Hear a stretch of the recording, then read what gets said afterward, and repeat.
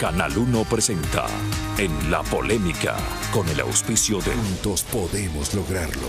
Universidad Regional Autónoma de los Andes, Uniandes, a la altura de tus sueños. Ahorra en Banco Guayaquil, único banco ecuatoriano con calificación AAA. Está por venir. Saludos cordiales, gracias por acompañarnos. Este es el programa En la Polémica.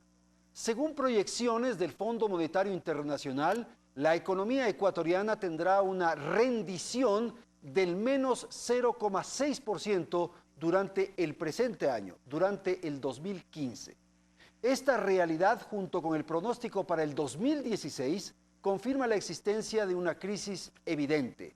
Estamos viviendo un periodo de recesión en términos técnicos. Todos los balances de la economía nacional tienen a esta hora números rojos. El gobierno se esfuerza por desconocer esta realidad. Sin embargo de ello, hay señales que demuestran, sin duda, intranquilidad en el sector oficial. Por ejemplo, en la empresa estatal de petróleos se anuncia una separación de personal que llega a 300 empleados. Existe un plan de incremento mensual del valor de la gasolina súper que se vende en las estaciones de Petrocomercial. Y quizás el anuncio más sorpresivo es la decisión de privatizar las bombas de gasolina actualmente regentadas por Petroecuador. Por cuerda separada se advierten ciertos guiños, podríamos decir, del gobierno con el siempre cuestionado, desde la perspectiva oficial, siempre cuestionado Fondo Monetario Internacional. Se tiene previsto avanzar las negociaciones con Europa para la firma del Tratado de Libre Comercio con ese continente. Esta iniciativa resulta extraña si se compara con los cuestionamientos que se hicieron en su momento al Tratado de Libre Comercio con los Estados Unidos por parte de muchos funcionarios que ahora son miembros del gobierno de la Revolución Ciudadana. La iniciativa de construir una nueva matriz productiva, al parecer, no logró cuajar, y en tal virtud el régimen ha presentado a la Asamblea Nacional una ley de privatizaciones que tiene el sugestivo nombre de Alianza Público-Privada. Los giros hacia la derechización plena del gobierno son evidentes demostraciones que el modelo construido durante 8 años empieza a tener profundas inconsistencias. Nuestros invitados en la emisión del programa En la Polémica de hoy son los siguientes. Agradezco a Antonio Pozo, él es asambleísta por el partido Avanza. También nos acompaña el economista Mauricio León. Él es profesor universitario, es docente de la Universidad Central del Ecuador. Agradezco la presencia de Patricio Alarcón. Patricio Alarcón es el presidente de la Cámara de Comercio de Quito. Y agradezco también la asistencia a este foro, a este panel, de Fernando Buendía. Él es un analista de temas económicos y es asesor en la Asamblea Nacional. Gracias entonces a los caballeros que están alrededor de esta mesa, gracias a los televidentes, y dejo expresa constancia que las expresiones, las declaraciones, los testimonios que se digan durante este programa son exclusiva responsabilidad de nuestros panelistas. Vamos a empezar. Fernando, quisiera pedirle una apreciación respecto a lo que usted mira, lo que usted ve, su reflexión respecto a lo que estamos viviendo en el orden económico, por cierto. Adelante, le escuchamos. Muchas gracias, Andrés.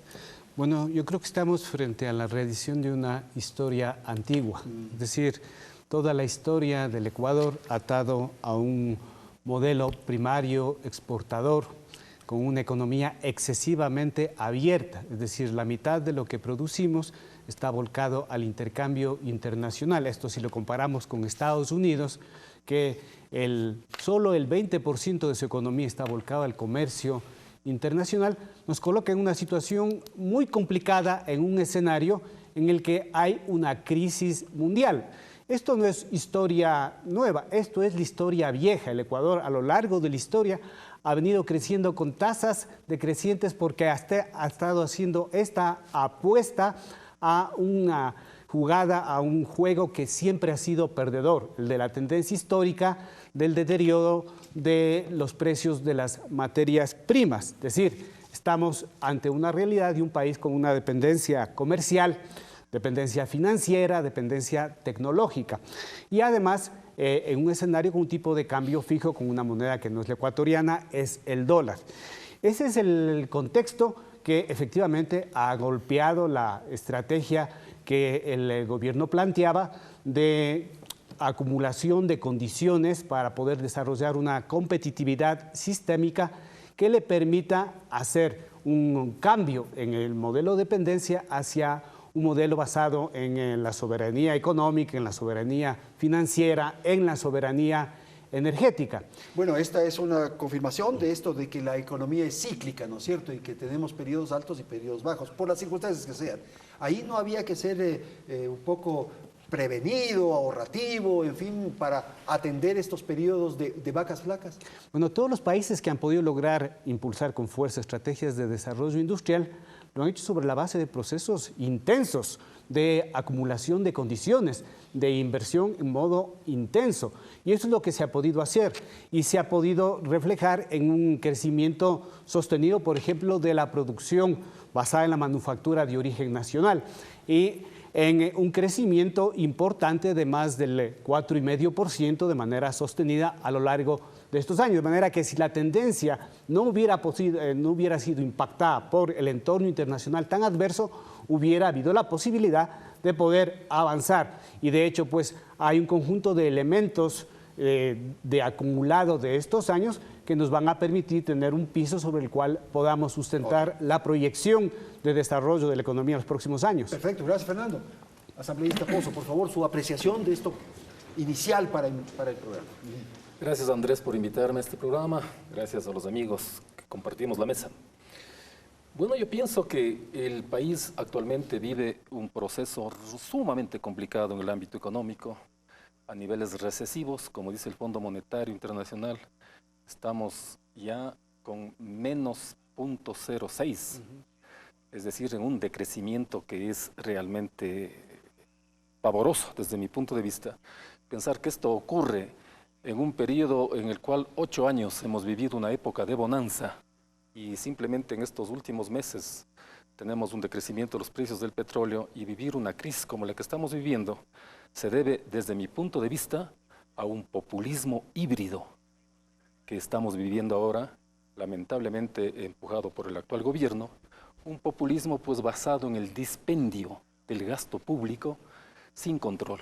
Fíjese que Bolivia, perdón, simplemente para comparar un poco, Bolivia va a tener un crecimiento de 3,8. Alguien decía que el presidente Evo Morales, que ni siquiera es formado en alguna universidad, es mejor economista que el presidente actual de nuestro país, por lo que está ocurriendo en Bolivia. Pero, sin embargo, yo creo que esta política populista, que ha venido pues de tumbo en tumbo, como dice Alvin Toffler, estamos navegando en medio de la tempestad, sin brújula, sin mapa, dando a ratos hasta palos de ciego, por la izquierda, por el centro, por la derecha.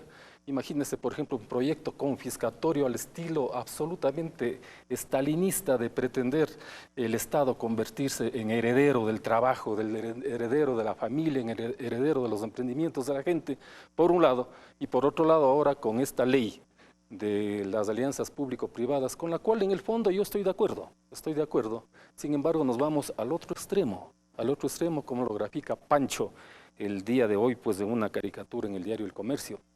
Yo creo que, ¿por qué se estigmatizó, por qué se satanizó al sector privado desde el comienzo de este gobierno? Y ahora que nos encontramos en una crisis realmente gravísima, ahora sí presentamos este proyecto de ley que tengo aquí en mis manos, a través del cual pues prácticamente se va a producir un regreso, si es que cabe el término, si es que ya no lo estábamos, al más puro neoliberalismo. Es una ley de privatizaciones. Por supuesto. Imagínense, yo estoy de acuerdo en que el sector privado es parte sustantiva en la vida política nacional. Yo soy un hombre de izquierda, evidentemente, pero por ser de izquierda no voy a desconocer el papel del sector privado en la economía, sobre todo. Sería un absurdo no hacerlo. Pero sin embargo aquí se satanizó y ahora que vivimos época de vacas flacas, definitivamente tenemos que dar la vuelta al otro extremo al cual se lo castigó Recordemos al Fondo Monetario Internacional, al Banco Mundial, se lo expulsó incluso de este país a inicios del gobierno y ahora tenemos que volver de rodillas prácticamente a pedir créditos porque las llaves del gobierno chino prácticamente se han cerrado y los compromisos de pago de amortizaciones de deuda son prácticamente lo que tiene al país colocado una especie de dogal en el cuello. Y hay medidas desde mi punto de vista para solventar esto, porque el dispendio sigue más allá de la época de vacas flacas. ¿Cómo puede concebirse que existan aquí más de 40 ministerios, incluyendo uno de la felicidad, que derrocha felicidad desde el Carcha al Macará, desde el Yasuní hasta la Manga del Cura?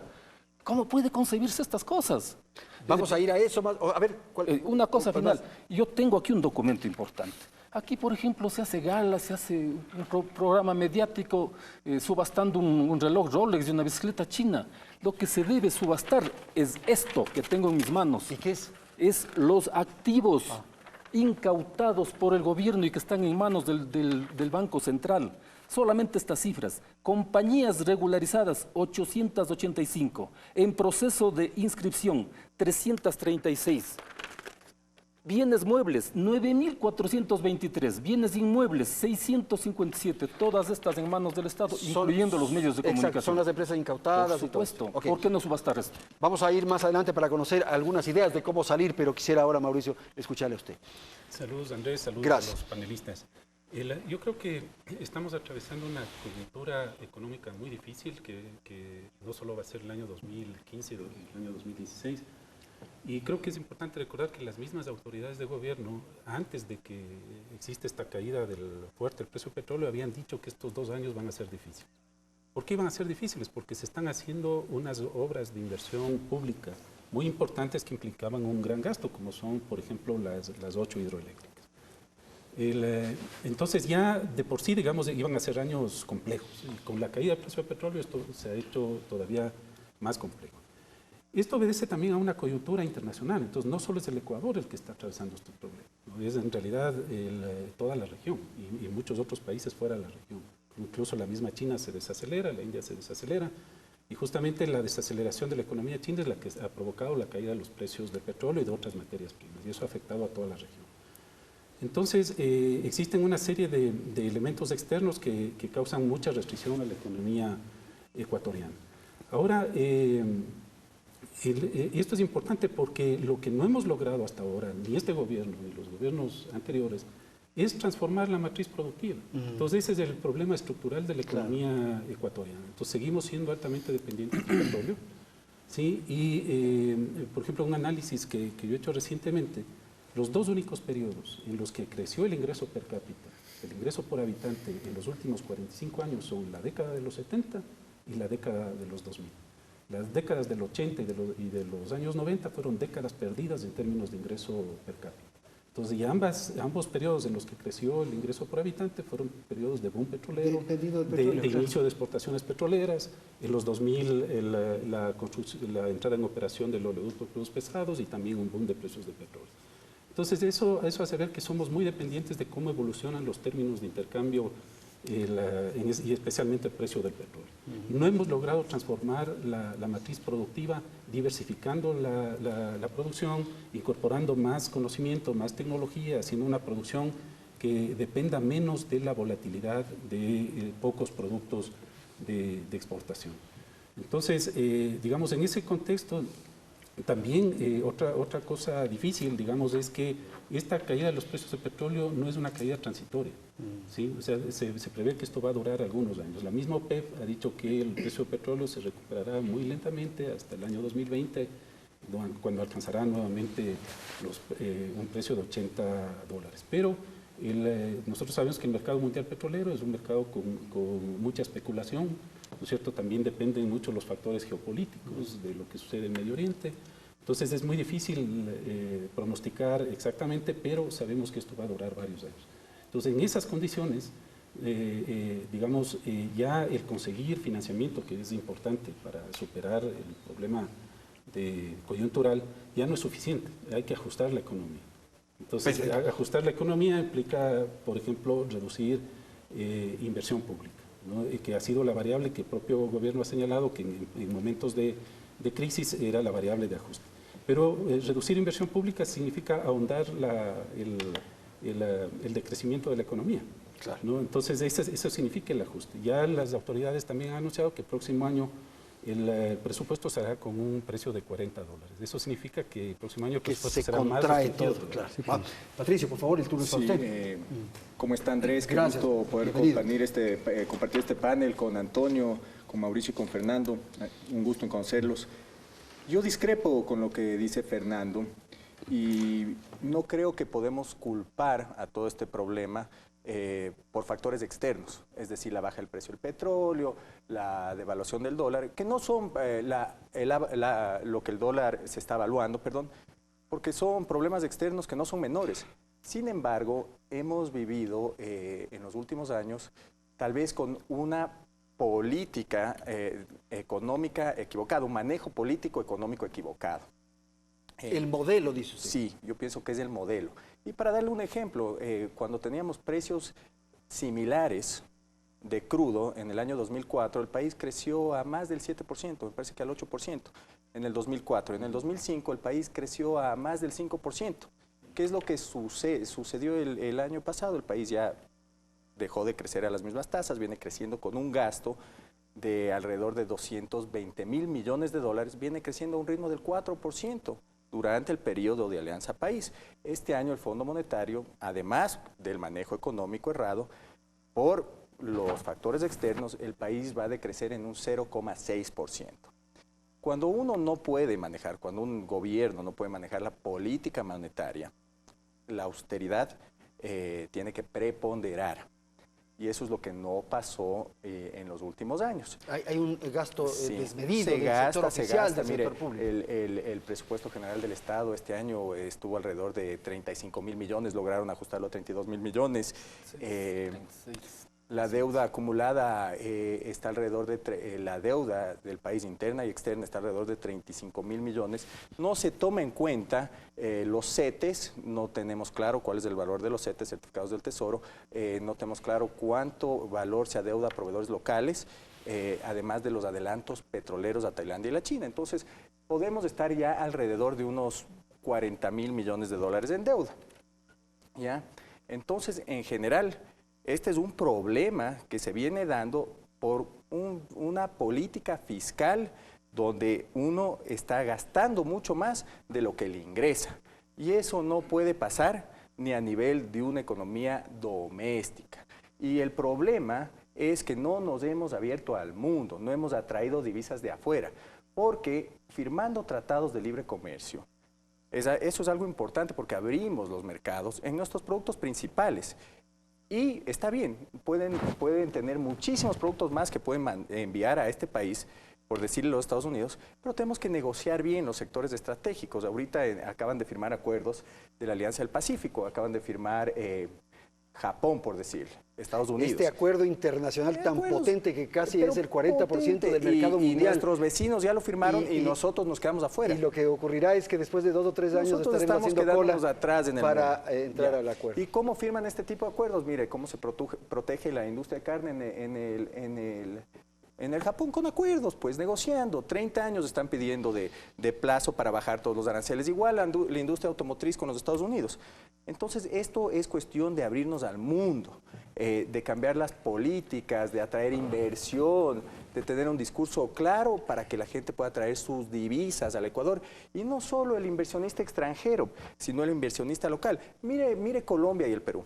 La inversión extranjera directa el año pasado en Perú fue de alrededor de 6.000 millones de dólares, en Colombia alrededor de 10.000 millones de dólares, en el Ecuador de 700 millones de dólares. Creo que en el Ecuador grupos ecuatorianos, empresarios ecuatorianos invirtieron 800 millones de dólares el año pasado en el Perú. Claro. Eso quiere decir que la plata está saliendo. Está saliendo, y eso es producto de ¿qué? De una desconfianza, de una inseguridad, de una mire, o sea, como todo, cuando usted ve estabilidad, cuando usted ve un futuro, usted invierte en su país, y lo que queremos hacer los empresarios es invertir en nuestro país. Aquí vivimos, aquí se educan nuestros hijos. Y ahora, yo creo que estamos entrando al punto donde el Ejecutivo, bueno, y el gobierno de Alianza País tiene dos alternativas. A ver, pero esperemos ahí, Patricio, bueno, para ver qué dicen sus compañeros. Fernando, si puede comentar algo. Porque bueno, Yo empiezo diciendo que el sector fiscal no es el problema. O sea, las cuentas del sector fiscal están absolutamente equilibradas y son sostenibles. Y con el déficit, la caída del no... precio del petróleo le afecta en alrededor de 1.500 millones de dólares, pero en un presupuesto de 34.000 millones de dólares. El sector fiscal se ha ajustado en 2.200 millones de dólares en función de las expectativas de ingreso y de esa manera ha logrado equilibrarse. La deuda ecuatoriana es absolutamente sostenible. Pero Fernando, es que esta es una declaración que es preciso aclarar. Usted dice que el gobierno no tiene problemas fiscales. Exactamente. El sector fiscal no tiene dificultades, no es el problema. Entonces, es la economía del Ecuador. O sea, el modelo, el sistema económico, la generación de bienes y servicios en el intercambio internacional es donde tiene una situación deficitaria, no de ahora, de toda la vida. Y ha sido el sector público, en este caso, el ingreso petrolero, el que ha podido compensar las pérdidas año tras año entre importaciones y exportaciones del sector privado. Esto es precisamente lo que no es sostenible y por eso tiene que ser una responsabilidad en el ámbito del sector privado el ir construyendo estructuras que permitan hacer una dinámica de importación-exportación que pueda ser sostenible. De otro lado también los acuerdos internacionales. Solo para poner un ejemplo, Colombia suscribió años pasados un acuerdo con Estados Unidos. Su balanza comercial el año pasado fue de menos 21%, o sea que le fue peor con el acuerdo comercial. Efectivamente, los acuerdos son estructuras rígidas donde las relaciones son excesivamente ¿para qué este gobierno hace asimétricas. este acuerdo con Europa? Yo creo que toda la situación de actual va a obligar a repensar. Los acuerdos tampoco son, digamos, para toda la vida, claro, ¿no? Sino que hasta como el matrimonio son susceptibles de ser renegociados y ser restablecidos. La apuesta por el sector externo, y ese es el problema del modelo económico ecuatoriano, es la mayor dificultad que tenemos. Hay que construir un modelo de desarrollo endógeno, ¿no?, que pueda enfrentar, como bien planteaba Antonio, ¿no?, con mecanismos creativos, con mecanismos sustentados en el ahorro nacional, las necesidades del desarrollo. La semana pasada, un inversionista, probablemente uno de los más importantes de China, decía en un discurso en Nueva York que el problema con Estados Unidos es que los estadounidenses, la economía estadounidense es excesivamente consumista, no trabaja suficientemente con el ahorro local. Y esto es lo que ha provocado la esa economía se basa en eso, en el consumo, efectivamente, claro. Y por eso los problemas que tiene. Okay. Y en cambio, China, basado en una lógica de crecimiento con ahorro y con justicia social en el sentido de favorecer las necesidades de la población, ha permitido niveles de crecimiento hasta convertirse en la primera potencia del mundo. Mauricio. Sí, bueno, yo quisiera hacer algunas precisiones, ¿no? La economía ecuatoriana durante el periodo del actual gobierno, la economía no petrolera, creció mucho más en promedio que la economía no petrolera en los primeros años de la dolarización. ¿No? Y el crecimiento de 2004, que hacía mención Patricio, se debe a la entrada en operación del oleoducto de crudos pesados. Entonces fue la economía petrolera la que antes del periodo creció más. Y eso obviamente creció muchísimo por la entrada en operación, se puede extraer más petróleo, hizo que crezca más. Precio de crudo de $41, ¿no? Sí, con un precio creciendo también, pero más bajo que el actual en promedio del año. pero indexado más. Bueno, cuando se mide crecimiento es producción, ¿no? Sí, descontando los precios. Pero no es solo ese el factor del crecimiento. Pero bueno. No, ese es el principal si revisas bien las cifras. Lo segundo es que yo estoy en desacuerdo con esta idea de la austeridad, ¿no? O sea, un país necesita inversión, ¿no? Inversión pública e inversión privada. Y lo que ha hecho el gobierno en los importantes proyectos que se han hecho en los últimos años son importantes también para el sector privado. O alguien puede decir que las carreteras no son importantes, que las hidroeléctricas no son importantes. Si queremos una transformación productiva, si queremos más industrialización en el Ecuador, se necesita energía. Entonces, a eso va a aportar todas estas hidroeléctricas. Entonces, no, esto de señalar que lo que hay que hacer es austeros, no estoy de acuerdo, se necesita inversión, ¿no? Y necesitamos superar la falsa dicotomía entre inversión pública y privada. Ambas son necesarias. No austeros, y ambas más austeros, no totalmente austeros. Y ambos tienen que complementarse, ¿no? Lo otro que creo que hay que tener cuidado con los tratados de libre comercio es que sí, los tratados de libre comercio van a favorecer a algunos exportadores, ¿no?, importantes, pero también van a generar más importaciones. Claro. Y lo que se encuentra es que en economías como la ecuatoriana, altamente dependientes de importaciones, generalmente los tratados de libre comercio en términos netos lo que van a producir son déficits comerciales. ¿Por qué? Porque es el problema estructural de la economía ecuatoriana. Somos muy dependientes de importaciones. No producimos maquinaria, no producimos equipos, no producimos tecnología. Entonces, ese es el problema de los acuerdos de libre comercio. Por eso muchos países, claro, se han abierto al mercado mundial luego de que han hecho grandes transformaciones industriales en sus economías. Entonces, creo que hay que tener también un poco de cuidado con eso. Y otro tema que quisiera señalar es que el gobierno se ha tomado algunas medidas contracíclicas.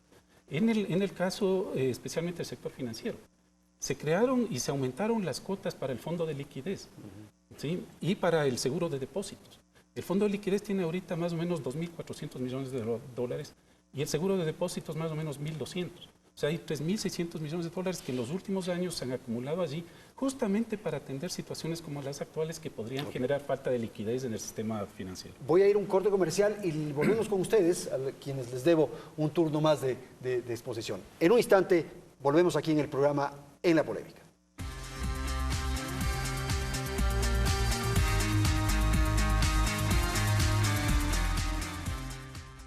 Bien, vamos a la segunda parte del programa. Como habíamos quedado, tiene la palabra ahora Antonio Pozo. Por favor, su apreciación de lo que se dijo en el segmento anterior. Bueno, yo no coincido con mayor respeto con las apreciaciones que ha hecho Fernando en cuanto a que no hay un problema de carácter fiscal. Para mí sí hay un problema complejo desde ese punto de vista, porque si tenemos un alto déficit es porque no se ha calculado precisamente en una forma adecuada ingresos permanentes para gastos permanentes. Eso, un elemental concepto de economía nos debe dar esa conclusión. Es que adicionalmente pues estamos viviendo un proceso sumamente complejo. El modelo, desde mi punto de vista, este modelo populista está agotado definitivamente. No se han priorizado las inversiones. Yo coincido plenamente con Mauricio en que no podemos parar inversiones, de acuerdo, pero hay que saber priorizar y además sabiendo si contamos o no con los recursos. Yo me pongo simplemente una interrogante, les pongo acá. ¿Por qué invertir en alrededor de 10 hidroeléctricas con el argumento incluso de que vamos a vender energía a los vecinos, cuando los vecinos no nos van a comprar? Recordemos que nosotros les comprábamos energía a nuestros países vecinos. Y no priorizar la refinería del Pacífico. Ahí tenemos un gravísimo problema. Nosotros sabemos qué es lo que pasa con la refinería de Esmeraldas, que está cierto es que está con un poquito de oxígeno que se lo puso últimamente, pero prácticamente está colapsada. Esa necesidad imperiosa en las inversiones no se lo ha hecho. Yo he estado por ahí no hace mucho en el Aromo, dicen que hay 1.200 millones de dólares invertidos en movimiento de tierras, pero no hay nada en la práctica. Eso, por ejemplo, nos acarrea la problemática que estamos viviendo. No es solamente un problema de recesión, el riesgo país es cada vez más grave. Aquí al interior del país no hay crédito, el desempleo se va generalizando, los acuerdos comerciales con otros países no se los impulsa. Para mí, por ejemplo, el acuerdo comercial con la Unión Europea es sumamente importante. Vean ustedes que simplemente reemplazar el ATPDA norteamericano con el SGP que nos brinda la Unión Europea ha sido tan útil porque significa alrededor de 500 millones de dólares de beneficio para las exportaciones ecuatorianas. Hay que aprender de los chilenos. Los chilenos tienen acuerdos comerciales prácticamente con todos los países del mundo y sus productos estrellas como el cobre y otros lo ponen al mejor postor y tienen ventajas. Eso es lo que precisamente no ha ocurrido aquí, por eso es que tenemos un problema fiscal, tenemos un problema de recesión, un problema a través del cual, miren, aquí tengo datos, 71 millones de inversión extranjera en el Ecuador, por favor. Esto no lo digo yo, lo publicó el diario El Comercio el día de ayer. 71 millones de inversión extranjera. ¿De qué mes? No, esto es reciente. El acumulado está como en 428. Del 30 del mes pasado, está, o sea, esto es de hace 8 días.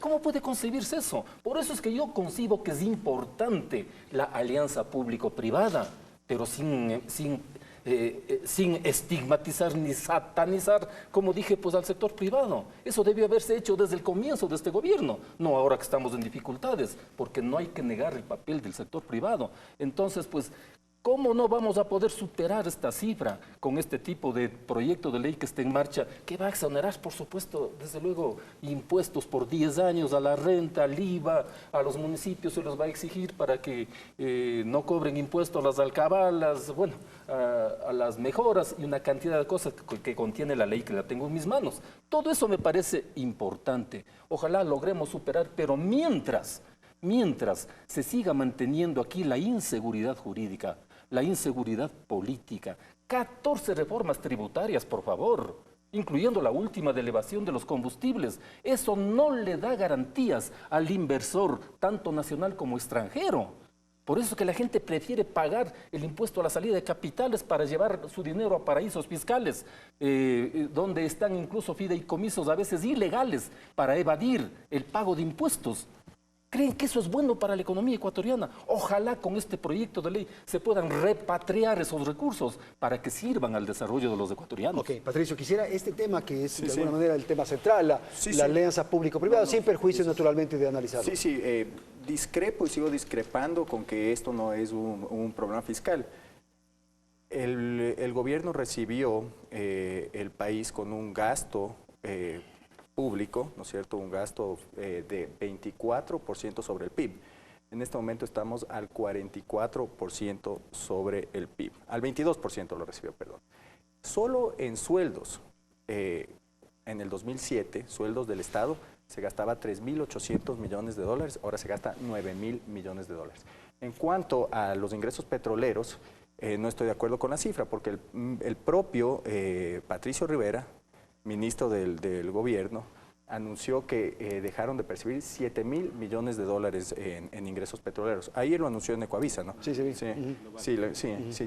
Y que la deuda no sea un problema, sí, estoy de acuerdo. El nivel de endeudamiento, los 35.000 millones de dólares o 40.000 millones de dólares, eso no es lo que nos preocupa, sino cómo se negocia la deuda, porque una cosa es tener una deuda negociada a largo plazo a una tasa del 3% de interés, y otra cosa es deber al 7,5% por adelantos petroleros o emisión de bonos con tasas altas. No es lo mismo. No podemos comparar mucho China con los Estados Unidos, y en este momento la situación de China es diferente a la de los Estados Unidos. Estados Unidos está fortaleciendo, vemos que la China no. La China es un país donde no existen las libertades, en los Estados Unidos se respetan las libertades. Y de acuerdo con Mauricio, todos queremos infraestructura, hospitales, carreteras, está muy bien, en eso hay que invertir. Pero sin embargo, si vemos claramente el gasto total y el porcentaje del gasto o el rubro total del gasto en inversión y en gasto corriente, nos damos cuenta que se gasta más en gasto corriente. Mire, en el 2014 el gobierno gastó 15.350 millones de dólares en inversión. O sea, invirtió... Destinó eso... la inversión fue de 15.350 millones de dólares. ¿Y en gasto público? En gasto 29.000 millones de dólares. Entonces sí, o sea, hay que tener una coherencia. El problema también es fiscal. Hay que cuidar para que la inversión sea productiva, obviamente. Es necesaria la inversión para desarrollar un país. Y también, obviamente, cuidar el gasto fiscal. Y no podemos aislarnos al mundo. Los países, el mundo cambia, las fronteras se abren, está bien. No, el Ecuador, el mercado ecuatoriano es pequeño, es de 14 millones de habitantes. Tenemos que tratar de abrir nuestros productos al resto del mundo y ser buenos en lo que producimos y tener productos con valor agregado, qué sé yo, en cacao, en banano, por darle ejemplos, y crecer en volumen. Usted sabe que el Ecuador en los últimos 7 años ha crecido muy poco en volúmenes totales de exportación. Me parece que en el 2007, 2008, el volumen que se exportaba en toneladas era de alrededor de 29.000 millones de dólares, 29.000 millones de toneladas. En este momento seguimos exportando alrededor de 30.000 millones de toneladas. O sea, hay que impulsar los TLCs, y no solo con Europa, porque Europa apenas representa el 14% de nuestras ventas al exterior, mientras los Estados Unidos representan el 41% de nuestras ventas. Es nuestro socio natural, está más cerca, nuestros productos son apetecidos en ese mercado. Y de acuerdo, una de las iniciativas, como bien lo menciona Antonio, una de las iniciativas que tenemos que aplaudirla, que es muy buena, es la de las alianzas públicas-privadas. Está muy bien y de hecho tiene toda la razón, eso debió haberse hecho antes de que se acabe la bonanza petrolera. ¿Y qué áreas cree usted que se deben privatizar? Sí. O sea, ¿cómo manejar eso? El acuerdo dice claramente que hay áreas estratégicas y áreas públicas estratégicas, puede ser energía, áreas públicas de agua potable. O sea, quieren hacer alianzas y seguramente son de economía mixta también, no es solo privatizar. Y está bien, el Estado tiene que regular. En un Estado eficiente tiene que regular para que la gente cumpla con la ley y los precios. Fernando, ¿usted es partidario de esta ley de privatizaciones? Yo creo que el país tiene que hacer una alianza público-social. Es decir, en cualquier modelo económico se entiende que el ahorro nacional es igual a inversión y así es como debería comprenderse. Entonces hay un conjunto de recursos, los recursos previsionales, los recursos, por ejemplo, una solución que se ha mantenido durante la última década y que ha permitido incluso salvar la dolarización en su momento han sido las transferencias de la migración. Hay un importante rubro que en este momento es el segundo más importante de la economía ecuatoriana. Están también los ahorros que tienen las personas en el sector financiero, ¿no? Está allí también los recursos que tiene el Estado como banca pública, las empresas y finalmente está el ahorro social. Todo este conjunto de recursos tienen que ser potenciados y por allí es por donde debería destinados a inversión, dice usted. Efectivamente, y en una lógica mucho más creativa, es decir, por decir algo, aprovechar el capital social. ¿Quién mejor va a estar interesado, por ejemplo, en la repotenciación del Puerto del Oro, del Puerto de Machala, que los habitantes de la provincia? Y ellos perfectamente en una lógica de alianza público-social pudieran estar interesados en colocar los recursos para poder insistir. Esto que plantea Antonio, que me parece a mí que es importante. Todos los ecuatorianos estaríamos interesados en poner nuestros ahorros, ¿no?, en una lógica de elaboración de títulos de ventas de futuro, ¿no?, para poder financiar esto que nos va a permitir disminuir en el gasto público alrededor de 4 o 6 mil millones de dólares, que son los subsidios que se entregan a los combustibles. ¿Qué otras áreas cree usted? Mercado, este ejemplo del puerto me parece interesante, y un poco para ilustrar seguro, a nuestros televidentes. ¿Qué otras cosas tan concretas? Por ejemplo, siquiera es una iniciativa del progresismo. Fujimori, años atrás, hizo una alianza con las comunidades rurales para que se responsabilicen del mantenimiento de las vías. Y esto fue un importante elemento de generación de empleo y de dinámica de desarrollo local. Los gobiernos locales pudieran hacer en esa línea, solo para poner un ejemplo, el 60% del agua potable, es decir, de la red pública, ¿no?, es gestionado a través de alianza público-privada, a través de empresas de economía comunitaria. ¿A usted qué le parece, Antonio, esta idea de lograr participación ciudadana, social, en fin, de abrir un poco los capitales, las inversiones, democratizar sería esa la palabra, ¿no es cierto? Pero es que ese debe ser el propósito, bueno, que está contemplado de alguna manera en la ley. ¿Hay una estructura social lo suficientemente sólida como para enfrentar esto? Bueno, es complejo, o sea, es sumamente complejo, no es fácil. No es fácil. Vía el mercado bursátil hay que hacer eso. El tema es que el proyecto de ley sí tiene ese propósito. Aquí también hay un criterio en el proyecto de ley. Yo he visto el sector privado, las cámaras en general están en contra de que, porque no se los tome en cuenta en el comité ese interinstitucional que va a hacer la rectoría de las políticas generales. Yo le he escuchado al ministro Rivera decir que no pueden ser juez y parte, pero si todos los demás son del sector público. Sí, claro, también son juez y parte. También son juez y parte, pues. Y la Constitución lo prohíbe, ¿eh? Además que lo prohíbe la Constitución, eso es cierto, pero si van a ser juez y parte, ¿por qué no intervenir pues alguien del sector privado también en ese ente rector, en ese comité interinstitucional que priorice las alianzas en la ejecución de obras que va a requerir el país? Porque, como bien decía, pues Patricio, pueden ser de carácter mixto, pueden ser empresas de economía mixta, Estado con la empresa privada.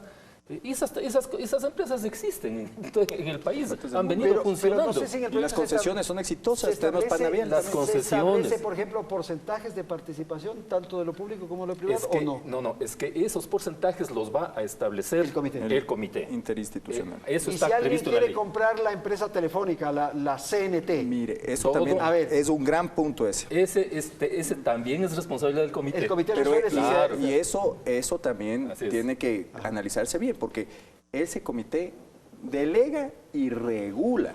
Nosotros estamos de acuerdo en la regulación, pero que un comité donde todos son parte del gobierno, que delegue, eso puede ser un problema. Y estamos de acuerdo que alguien tiene que delegar, pero tiene que haber más veeduría por parte del sector privado, porque si el comité empresarial lo que está proponiendo es un veedor. Nosotros como Cámara de Comercio de Quito pensamos que tiene que ser más y la información tiene que ser transparente, publicarse para que todos podamos ver qué se está entregando. Pero perdón, Patricio, solamente un dato. La Constitución establece con claridad que en las áreas estratégicas de la economía tiene que tener la responsabilidad fundamental del Estado. Claro. Y más bien la ley particular, el Código de la Producción, establece la posibilidad de que el presidente pueda delegar. O sea, tendría que haber reforma constitucional para que se produzca eso. En el caso puntual de CNT, esa es un área estratégica. Por supuesto. Ahí sí el Estado tiene una participación, como es ahora, y una regulación y un control. Es dueño de todas las áreas. ¿Y qué ocurre con las telefónicas privadas, con las celulares? El Estado es dueño del espectro radioeléctrico y pero negocia. Puedes dar igualmente a un privado el CNT, pues. Claro, puede delegar. Y no es tan atractivo la compra de CNT para uno de los locales por regulaciones. Pero el servicio, no el espectro. Bueno, el servicio lo puedes privatizar, claro. A ver, Mauricio, perdón, sobre este tema de la ley, ¿no? Sí, o sea, veamos cuál es el problema que esta ley trata de resolver. Porque es una política que busca resolver un problema. Sí, claro. Entonces, lo que hemos tenido nosotros acá es, en los últimos años, es que la inversión total de la economía, ¿no es cierto?, pasó de 21% del PIB a 28% del PIB. La inversión pública pasó de 5% del PIB a 14% del PIB. Y la inversión privada osciló entre 13 y 14% del PIB. Entonces, ¿cuál es el problema? El problema es que ahorita no se puede sostener ese nivel de inversión pública por la caída de los precios del petróleo. Entonces hay que tratar de hacer una sustitución, ¿no es cierto? Ya va a haber menos inversión pública, hay que tratar de empujar algo más de inversión privada. ¿No es cierto? Entonces, eso es lo que trata esta ley de promover. Entonces, dar a esta y también de hacerse de dinero, ¿no? El Estado, porque... No, creo que menos dinero, porque parte de los incentivos son menos impuestos a la salida de divisas. Bueno, pero ahorita si se compra una empresa pública, le va a entrar dinero al Estado. Es seguir fomentando la infraestructura, ¿no? Pero claro, ya no hay, el dinero ya no tiene Estado, ya no lo tiene el Estado. Entonces ahora quien va a fomentar la infraestructura, la inversión en infraestructura es el sector privado. Digamos, financiar, ¿no es cierto? Buscar que el sector privado financie una serie de obras de infraestructura. Entonces, sustituir esto. Porque ¿cuál es el problema que se enfrenta ya la economía en general? Es que si cae la inversión, va a caer el crecimiento económico. La inversión agregada, me refiero. No importa la composición entre privado y público, pero ahorita es tratar de cambiar esa composición. Ahora, digamos, algunos elementos. No es cierto que el sector privado no se ha beneficiado en los años del periodo de gobierno. Ah, claro. No, o sea, el gasto público... Nadie ha dicho lo contrario. No, es que dan a entender como que el sector privado ha tenido los peores años de su vida. Pero lo que pasa es que no se fomentó el sector privado. No sea sostenible es otro tema. No se promocionó, no se impulsó. El sector privado ha hecho inversiones. Desde el principio del gobierno se tomaron decisiones como bajar, por ejemplo, los aranceles para maquinaria, equipamiento, para que haya renovación de maquinarias y de la tecnología de las empresas. Entonces, algo de eso hubo. ¿No? Las empresas que contrataron con el Estado también mejoraron su productividad. Si uno observa los datos de productividad laboral, en los últimos años ha crecido la productividad laboral. Se han vuelto todos los sectores de la economía más productivos. Lo que no ha habido, nuevamente insisto, es cambio estructural de la economía ecuatoriana. Seguimos siendo dependientes del petróleo y de productos primarios. ¿No? Y ese cambio es el que hace falta, no para este gobierno, históricamente en el Ecuador, y es lo que se debe hacer a futuro. Ok, voy a ir a un corte comercial y volvemos en un instante.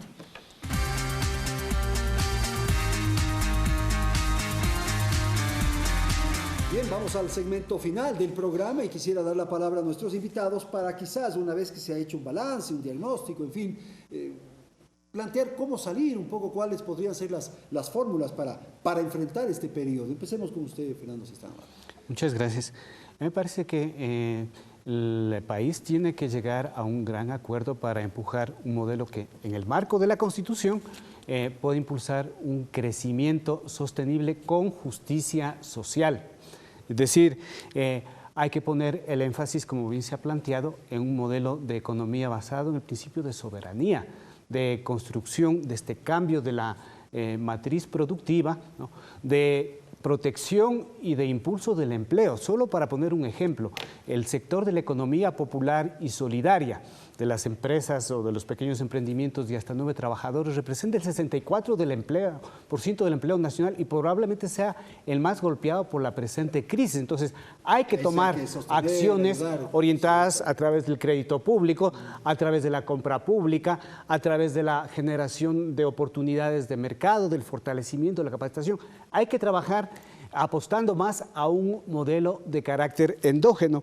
Y en esa perspectiva hay que tratar de que los dólares que ingresan al Ecuador se queden y puedan dar la vuelta. Entonces hay que trabajar para conformar una estructura mucho más equitativa. Es decir, la desmonopolización de determinados sectores de la economía es importante para favorecer e impulsar políticas de redistribución de la riqueza. Es decir, todavía y ahora con más fuerza es importante que el ajuste que va a ser necesario en la nueva estructura económica sea hacia aquellos sectores que durante estos 8 años han sido los principales beneficiarios del boom y del crecimiento económico. No sea populares, efectivamente, sea a través de impuestos directos, sea a través de políticas que permitan una recuperación de la sociedad y del Estado de ganancias ilegítimas, como es el caso de la plusvalía, ¿no? Que es un esfuerzo de todos que se apropia individualmente.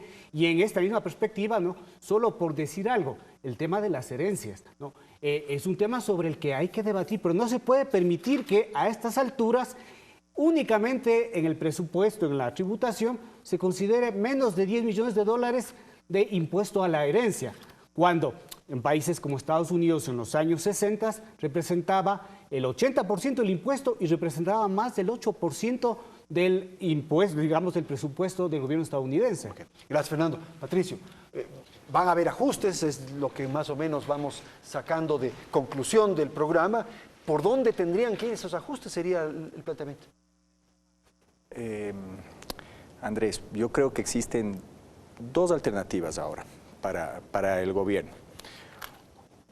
O se profundiza el modelo de la revolución, como lo anunció el presidente. ¿A qué se refiere? Se mantiene el gasto público, se aumentan los impuestos, se controla la información y se controla la protesta social. Ah, pues si no tienes plata. Ya, y en ese caso, con ese conjunto de medidas, iríamos a un modelo similar al de Venezuela. Esa sería una alternativa. La segunda alternativa sería introducir reformas, ¿no? Aceptar la realidad del país. El dólar se ha revaluado, se ha perdido el precio, han bajado los precios del commodity, hay una reducción de ingresos que está clarísima. Entonces, ¿qué tenemos que hacer? Abrirse.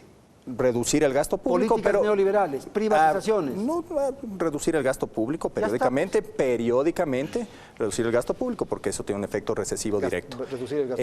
Apelar a que la empresa privada siga invirtiendo, ¿para qué? Para promover el empleo, la producción, el comercio, fomentar la inversión, no solo externa, como el proyecto de las APPs, que está muy bien, es una muy buena decisión, pero también promover la inversión interna, darnos beneficios a los empresarios nacionales.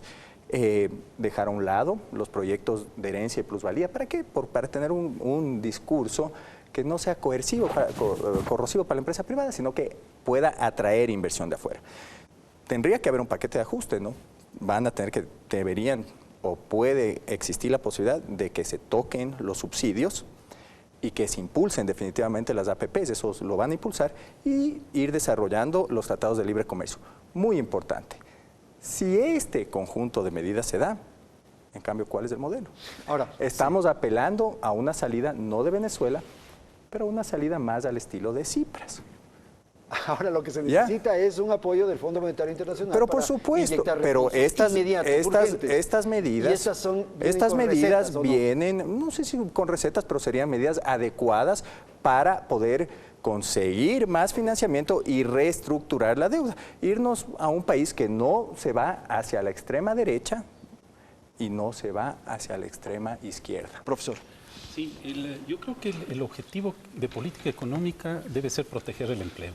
Primerísimo. Eso es lo que hay que hacer. Entonces, Y por tanto, estos incentivos que se están dando al sector privado deben ser acordados. Perdón, Mauricio, pero tengo que interrumpirle. Sí. El tema es que el sector público es una de las fuentes más importantes de empleos y tendrán que haber recortes también. De hecho, la señal de Petroecuador es que ya se cortan 300 puestos de trabajo ahí. Fíjate. Sí, o sea, el objetivo general agregado de la economía debe ser proteger empleo, ¿no es cierto? Por tanto, estos incentivos que se va a dar al sector privado deben ser acordados con el sector privado para que mantengan empleo, no despidan trabajadores. ¿No? Entonces, Pero si el que principal despide es el sector oficial, pues. Sí, bueno, digamos, en algunos casos tal vez habrá que hacer ajustes. Yo personalmente creo que no se debe hacer eso. Claro. ¿Okay? En este momento de crisis no se debe reducir, sacar a la gente al desempleo. El gobierno debería, en la mayor parte de países que tienen crisis económicas, reducen las tasas de interés. El gobierno no ha dicho nada de eso. Es interesante. ¿Okay? Entonces deberían discutir esa posibilidad técnicamente, ¿no? Que estudien los técnicos. Y eso tendría un costo para el sistema financiero, pero. Bueno, el sector financiero no va a querer reducir tasas de interés, ¿no?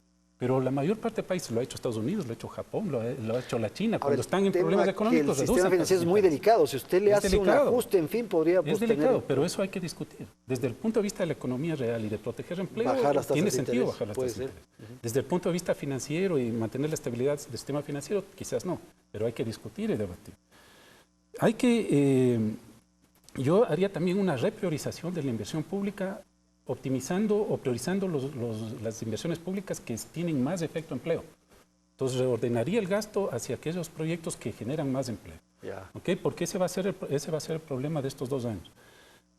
Por ejemplo, yo flexibilizaría el acceso al seguro de cesantía. El seguro de cesantía es un seguro justo para cuando una persona queda cesante o desempleado. Entonces flexibilizaría las condiciones de acceso, ¿no?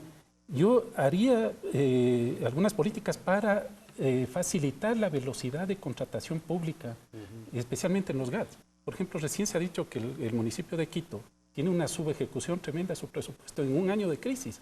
Es inaceptable. Uno de los municipios más grandes del país. O sea, tiene que contratar, tiene plata. Claro. O sea, ha ejecutado apenas el 27% en el primer semestre. Entonces, eso no puede pasar, ni con el municipio de Quito, ni con otros municipios. Okay. ¿No?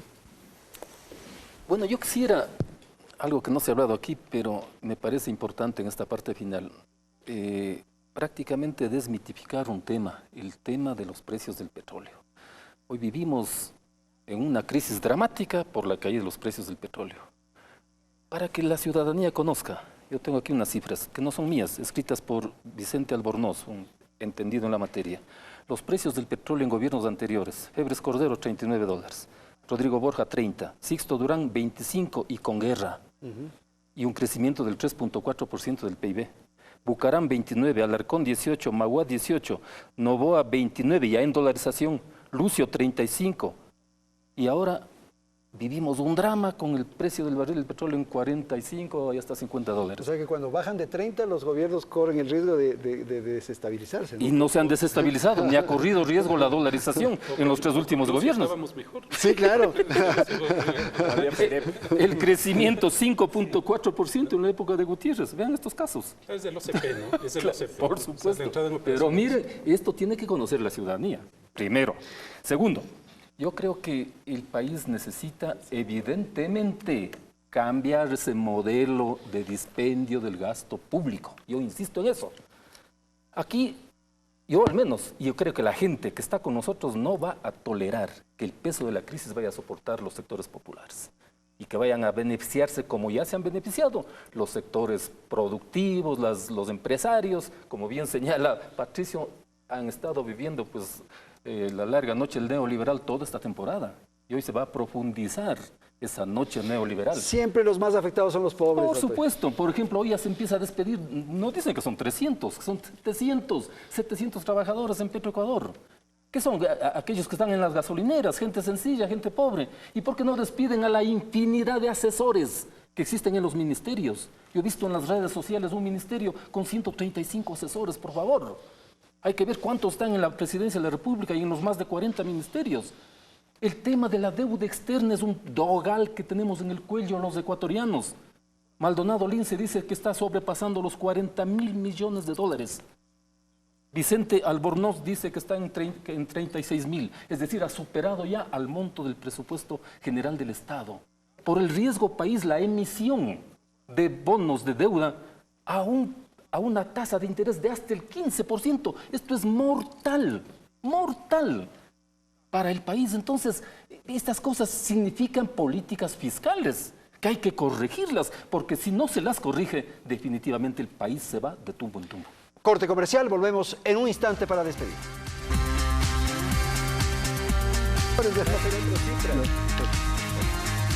Bien, aquí nos despedimos. Muchísimas gracias por su atención. Felicidades. Hasta la próxima semana.